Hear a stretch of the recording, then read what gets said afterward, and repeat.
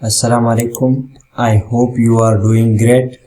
Munga the discrete mathematics course shuru kara de inshallah step by step per total discrete structures se kam de total da upload kigi. Discrete mathematics la razu de the discrete structures way asal ki. Da asal ki the study of mathematics. Discrete mathematics is the study of mathematical structures that are distinct and countable. That are structure په باره کې سټډي ده هغه میتھمیټیکل سټرکچر او باره کې سټډي ده کوم چې کاونټیبلی او ډیسټینګ کی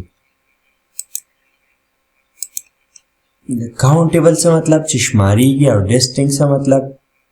ډیسټینګ مطلب دا دی چې دا دغه دی دا ویل ډیفاینډ دی مثال په تور اوس یو څیز شماريږي مثال اوس یو څو لرګي دي مثال په تور او ونی نه چا کاټ کړو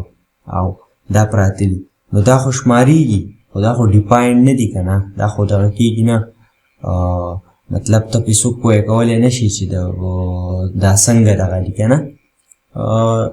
نو دې وجې نه ډیسټینګ چې ویل ډیفاینډ دي such as integer لکه څنګه چې انټیجرز دي یا ګرافونه دي یا لاجیکل سټیټمنټ دي دا په کمپیوټر ساينس کې یوز کیږي د الګوریتم لپاره کریپټوګرافي لپاره ډیټا سټرکچر لپاره او نور هم مخکې زو پوهېږو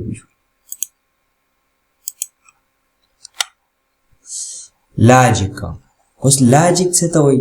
لاجیک is the study of reasoning and principle of valid inference لاجیک چې کوم دی که نه نو دا د valid او د invalid argument په منځ کې یو موازنه کول دي لکه مثال په تور اوس یو کار داسې دی چې یاره یو کس موږ ویو چې یاره دا ناممکنه دی او هغه کس هغه کار وکړي موږ ورته وایو هلکه دا دې څنګه چل وکړو دې کې خو لاجیک دی نو لکه لاجیک څه ته وایي چې لکه مطلب یو کس وایي چې یاره دا څیز غلط دی هغه ټیک شي یا د صحیح او د غلط په منځ کې چې کومه موازنې وغیره کېږي دې ته څه وایي لاجیک وایي In computer science and mathematics, logic is used to solve problems. په computer science او په mathematics کې logic چې کوم دی دا یوز کېږي چې مسلې پې حل شي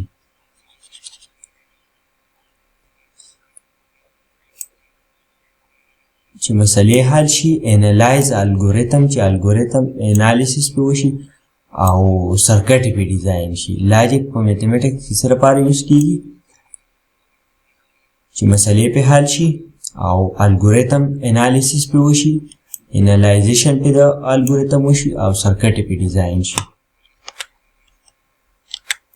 د دې نه بعد بیا بل راځي پروپوزیشن اوس پروپوزیشن څه ته وایي proposition is a statement that is either true or false but not both proposition وسي دا یو داسې جمله ده چې دا به یا true یا به false یا به true یا به false دواړه نشي کېدی اوس مثال په طور دواړه څنګه نشي کېدی ته داسې ویلی شي دواړه خو ته دا نشي ویلی چې یاره ام وریږي ام شین دی دا خو نه ویلی کېږي یا مثال په طور اوس the sky is blue true دی او 2 جمع 2 is equal to 5 دا false دی نو proposition څه مطلب شو proposition is a statement that is either true or false but not both proposition به کوم ته ویلی شي کومې جملې ته چې یاره په دې کې دواړه څیزونه نه یا به true یا به false نو دې ته به څه وایي proposition به ورته وایي بیا compound proposition دی compound proposition څه ته وایي compound proposition د دوه یا د دوو نه زیاتو proposition چې کله په لاجیکل اپریټر سره کنیکټ شي دې ته څه وایي compound proposition وایي چې دوه یا د دوو نه زیات proposition د یو بل سره په لاجیکل اپریټر باندې کنیکټ شي دې ته څه وایي دې ته proposition مثال په طور څنګه اوس دا proposition دی proposition موږ دلته تعریف وکړو چې یاره دا به یا true یا به false شي دواړه نه یې که نه مثال ما څه واخیسته true مې واخیسته دا څه شو یو پروپوزیشن چې که نه ښه د کمپاونډ پروپوزیشن په تعارف کې موږ وویل چې دوه پروپوزیشنې به د یو بل څه په لاجیکل اپریټر کې باندې کنیکټ شوي مثال یو پروپوزیشن مې اوسه بل واخیسته مثال په طور دې پروپوزیشن له مې دغه ورکړو دې پروپوزیشن له A نوم ورکوم، دې له A نوم ورکوم او دې بل پروپوزیشن له څه نوم ورکوم؟ دې له B نوم ورکوم. نو دا مې مثال په طور ټرو واخیسته چې دا ټرو دی او دا مې څه واخیسته؟